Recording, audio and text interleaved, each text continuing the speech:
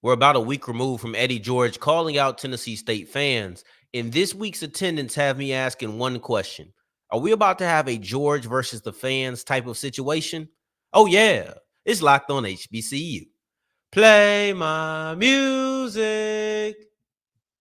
You are Locked On HBCU, your daily podcast covering HBCU sports. Part of the Locked On Podcast Network, your team every day.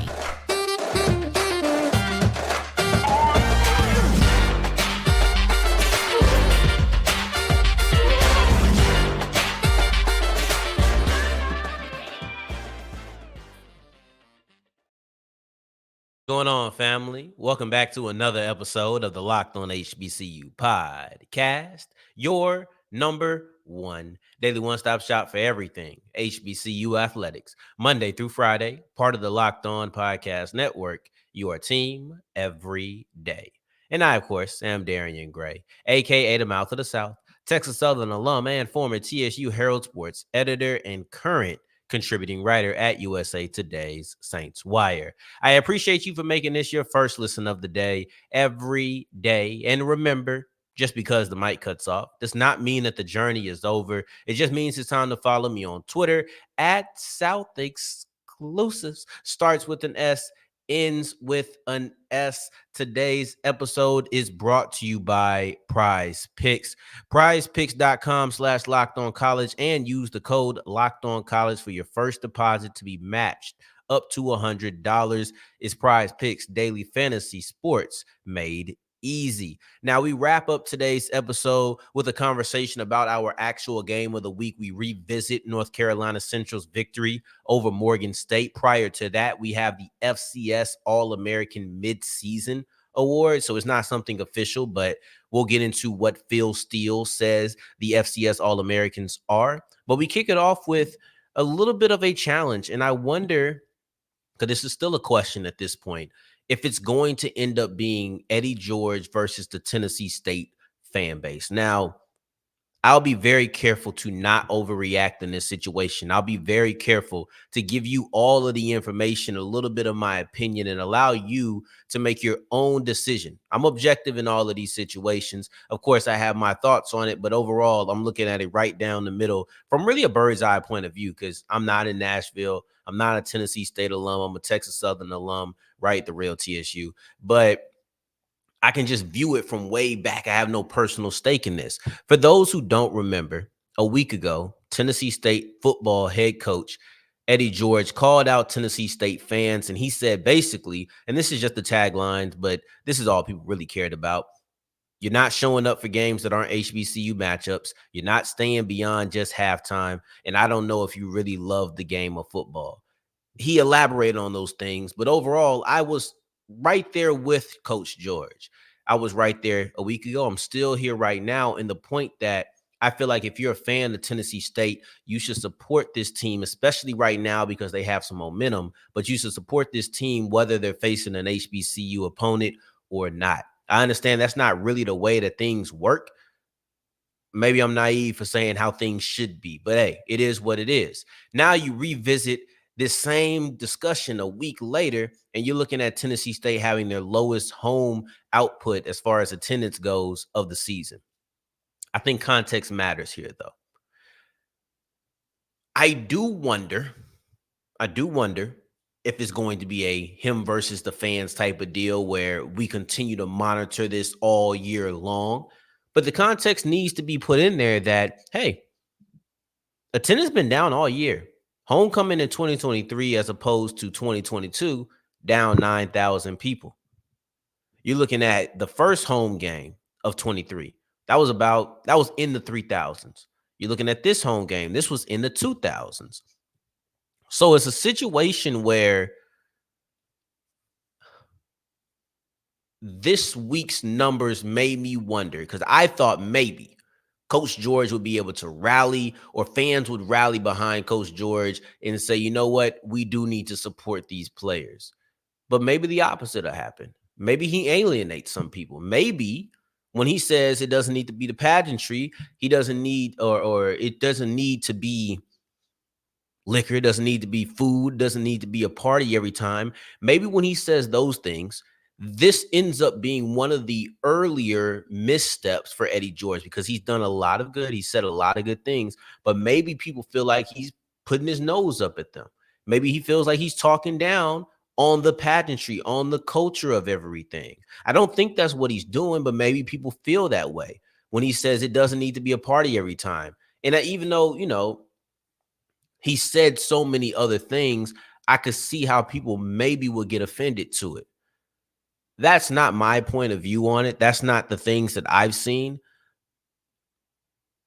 But if we're talking about games and attendance being based on how much the fan base cares, I highly doubt that they care much about Lincoln, California. Just being real. If I'm supposed to sit here and just accept that a lot of times when you step out of an HBCU conference, your attendance is going to drop because the fans are not going to care as much. If I'm hearing that, and then I look at Lincoln, California, okay, well, that's going to be a very lowly attended game. Cool. Next week is the real challenge because next week you play Lindenwood. And it's not that Lindenwood is a great team, but that's a conference opponent. And you are a team who is having conference championship aspirations. So, in that theme, this should be an attended game. This is a game that you should come out to, and we'll see what it's going to be. We'll see if it's a medium. Maybe it's back in the 3,000. Maybe it's in the 4,000s. Who knows? Maybe you get a 6,000 game because you had one of those last year. But I'll be watching. I will, because then we'll know if his words fell on deaf ears. Then we'll know if the idea that you're supposed to come support this team really meant anything to anybody else. And in how these words were received, that's important, right? Because I have my own opinion, but I've seen the reaction. I've seen the reception of what Coach George has said. I've seen in my comments as well, where I think some people feel like he just needs to understand. And to me, it's like, no, if you love the game, because that's how I come to it. For me, I love the sport of football. Frankly, I do. Right. And the band is a bonus to me. If this was basketball, the band isn't going to make me go to the basketball game. I watch football because I love football. I attend these sports or these games because I love football. And then the bonus is the band. That's not my attraction. So I'd be okay. To me, if you support the sport and you support the team, then you should have a similar mindset. But when I'm looking at the reaction, I'm starting to realize that, okay, there's more people than I originally thought that don't think like me.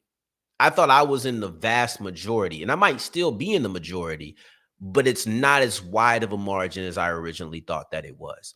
And this is something I had to open my own eyes to, and we'll see. We'll see. Like I said, I try to always understand where people are coming from. So when people are hearing the liquor, the food, the party, I can understand how somebody like, man, you just don't get it. I think he does. I think George does get it. I think George just wants a difference. I think George wants his team to be supported. And I'm okay with that. I side with that. Not everybody does. We'll see though. I'm not gonna I want to say hamper for some reason, but that's not the word I'm looking for. But hone. I don't want to hone in on this any further. When next week rolls around, we'll see what it's going to be. And if it becomes a story, it's a story. But I'm kind of in the mindset of George. Not what he said a week ago, but what he said this past weekend. Those who came out were engaged, they were awesome, and they were great. We're going to focus on the guys who are here. And if you play sports, you've heard every coach say that. Now that mindset is headed towards the fans. We're going to focus on the ones who are here. And as we move forward, let's focus on the players who are shining the brightest. There's almost 10 HBCU players who made Phil Steele's FCS mid-season All-American list. Yes, the name of the title of the team is a mouthful, but these players do deserve to be highlighted, and we'll do that as we continue with Locked On HBCU.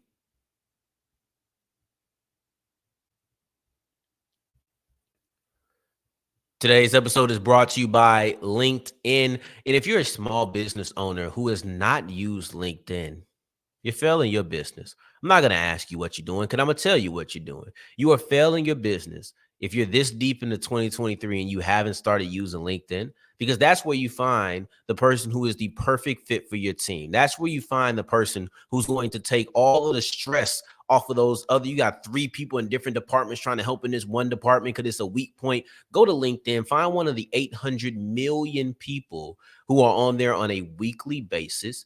All you have to do is post your job, and it's free, so there's no risk, only reward. Use the purple hashtag hiring frame, and you go to linkedin.com/lockedoncollege. That's linkedin.com/lockedoncollege. Post your job for free. Get the right person, the right fit at the right speed, faster than anywhere else.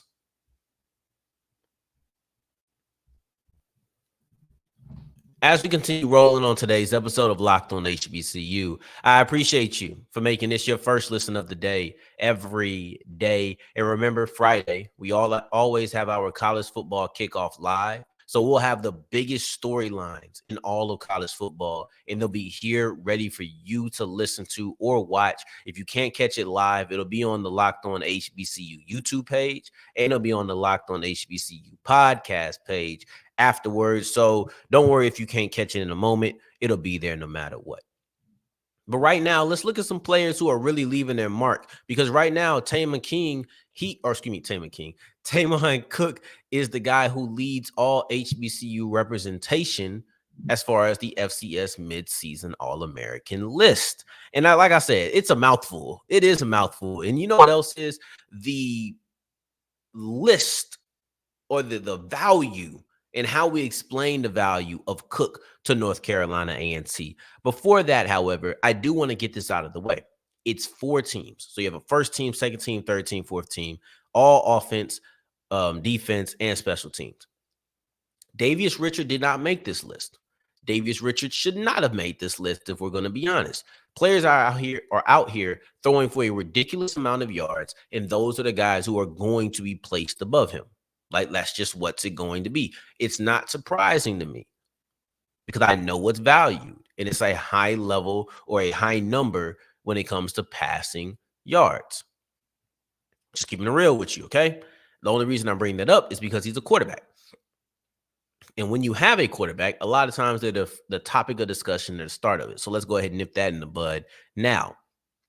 So as we move from Richard, we now turn our attention to Taymon Cooke.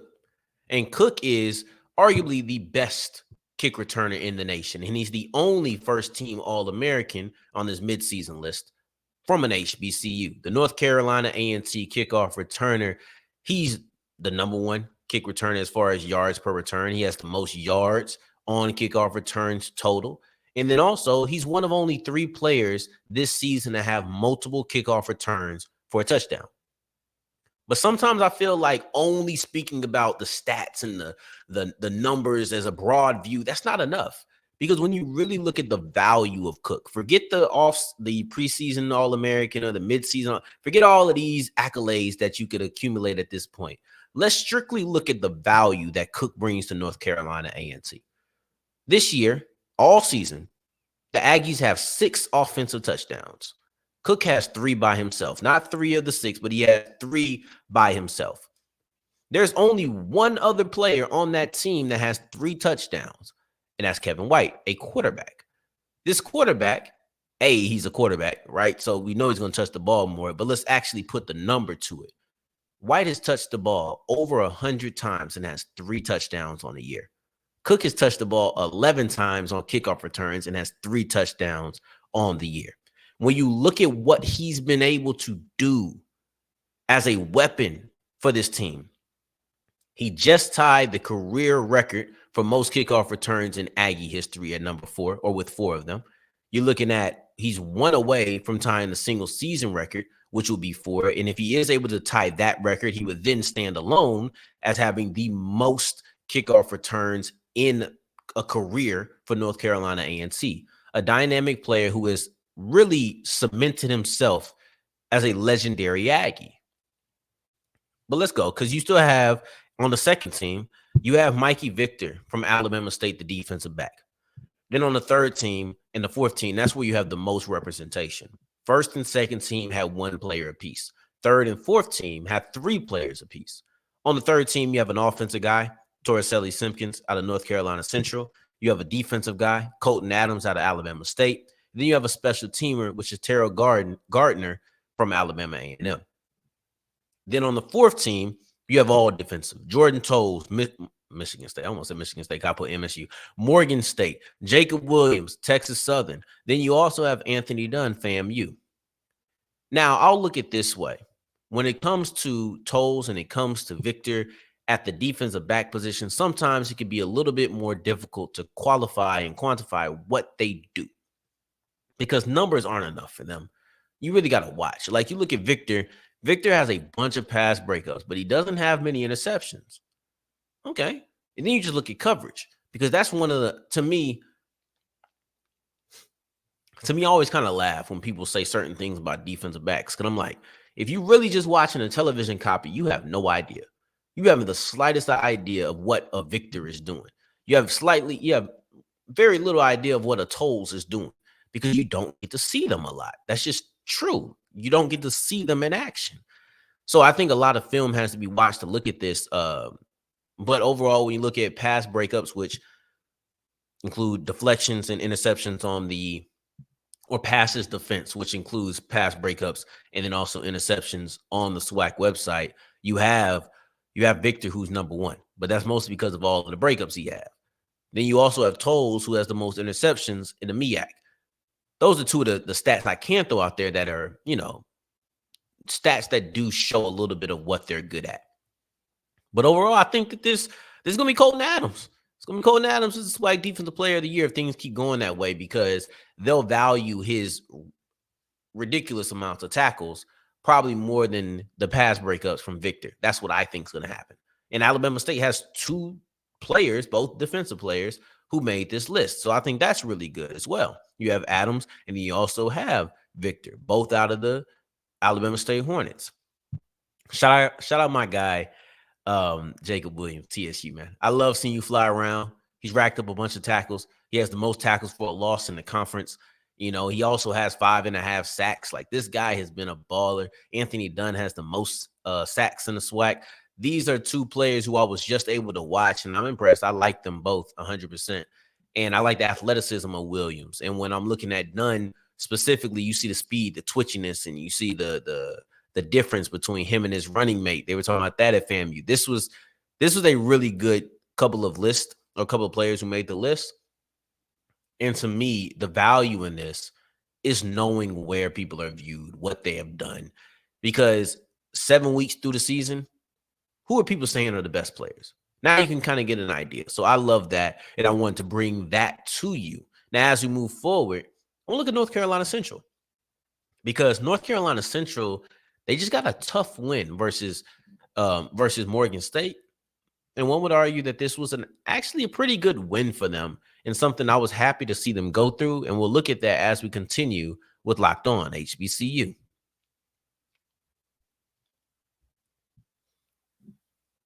Today's episode is brought to you by Prize Picks, and Prize Picks is daily fantasy made easy. Now, if you would have put some money down and had Adolis Garcia on your Prize Picks, you might have been able to have some. But here's the blueprint, the layout. You get 2 to 6 players. You get 2 to 6 players, and you pick if they're going to have more or if they're going to have less than whatever the projection is. Maybe it's 30.5 receiving yards. Are they going to have more? Or are they going to have less? And if somebody's injured, you will get that money back. You don't have to worry about it. And that's actually one of my favorite things, is that you do get money back in those type of situations. And it was just funny because I had a friend who, Bijan Robinson, he didn't play. He played, but he only had 1 touch all game. So he lost his money. And it was crazy, especially with the game that Addison had just last night. But if you want to have those experiences for yourself, hopefully more successful, go to prizepicks.com/lockedoncollege. Then use the code LockedOnCollege and you'll get $100 or you get your first deposit matched up to $100. That's prizepicks.com/lockedon. As we're wrapping up today's episode of Locked On HBCU, I appreciate you for making this your first listen of the day every day, making it all the way to segment 3. And I thank you 2 times for that. And also, I'm looking at North Carolina Central, and I didn't want to say this immediately because, you know, kind of gives off this feeling of a moral victory. And you actually did win the game, but it's like, okay, it's kind of sappy. But I actually liked the way that North Carolina Central won that game. I did. And it wasn't pretty. It didn't look good. But sometimes ugly wins are good for you. I saved this. I said, we're gonna sit here. We're gonna live through the weekend. We're gonna watch other games. We're gonna go watch the Rattlers and the Tigers face off in Houston. Like, we're gonna go do all of these things, and then we'll return and we'll see if Darian, do you still feel that way? Darian still feels that way because it was a tough one. It was definitely a tough one. And in the first half, everything looked bad. I'm not going to give the defense too much credit for holding Morgan State because Morgan State's offense just not that good.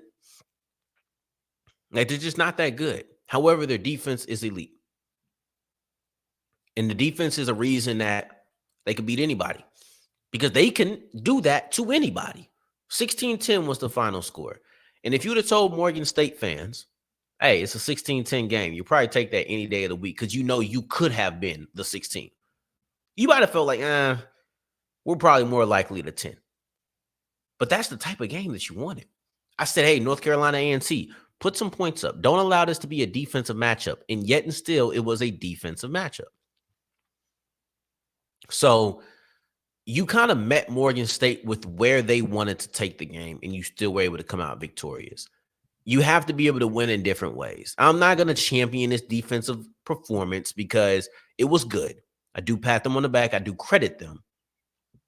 But I'm not about to champion it because I just don't think Morgan State's offense is that formidable, to be honest. But overall, you did what you were supposed to do. And then in the second half, as an offense, you did what you were supposed to do. You're not going to play many games like this. You better not, because I don't think you'll have many offenses that you're able to keep to 10 points on a regular basis. But Morgan State has one of those type of defenses that does give you some trouble. In the second half, you only punted one time. In the second half, you had multiple drives. The majority of your drives in the second half were longer than your longest drive in the first half. You were no motion. And you know what? I'll tell you this. I think Davius Richard played better than the stat line suggested. I thought that he didn't get a lot of help from his receivers. And there were some passes that weren't easy passes, but there were some passes that they definitely should have caught. A few of them. Some of them were right there. And then some of the other ones, you had to strain a little bit. Not even strain. You had to adjust a little bit, but they were in your hands. There was more times I'm like, man, you're supposed to catch that. You got to catch that. You got to catch that. You got to catch that. That's how I felt a couple of times when watching the game. But you know what? That's cool because I expect those wide receivers to make those plays. I don't expect Davius Richard and Mookie Collier to both be shut down in the same game in the way that they were too often. But sometimes winning ugly is necessary, especially when you're the defending champions. Because I was just talking to my dad, my high school, they just beat a team 90-0. Ridiculous. They shouldn't even be playing each other. And I understand high school football is a little bit different, but you shouldn't even be playing a team that you can beat 90-0. I don't even know if that team that has 0 points should be playing football, period. But you shouldn't be playing a team that you can beat 90-0. But the point was in our conversation is that you need tougher games to prepare you for the playoffs. You need tougher games so that everything isn't just fine and dandy. Everything isn't just easy. This is the perfect type of game to have before you play South Carolina State. There's no reason that the Eagles, the North Carolina Central Eagles, should be going in there feeling themselves or feeling like they're untouchable because they were very touchable. They got touched on last Thursday. Now, this Thursday, they got to go up against a team that has touched them before. It's just that simple. So I think that this actually might have been the perfect timing and the perfect style of game for them to have before going in to face South Carolina State. It should light something underneath them. It should. And we'll look back at North Carolina Central versus South Carolina State on Thursday's episode. But in the meantime, I do appreciate you guys for making this your first listen of the day. Thank you sincerely. Tomorrow, we'll be back with our HBCU rankings, and we'll have a lot of things. We might talk about I'm trying to decide when I'll pull this topic out, either tomorrow or Thursday. But the idea of what is the SWAC really? The SWAC West, to be specific. Is this a battle of good teams or battle of bad teams that are going to make each other look good? It's an interesting premise. I don't know if it's tomorrow or Thursday, but I guess I got to keep you waiting. You come back tomorrow and you'll see. But I appreciate you. Until next time that we hear each other, family, take care. Stay blessed. Peace.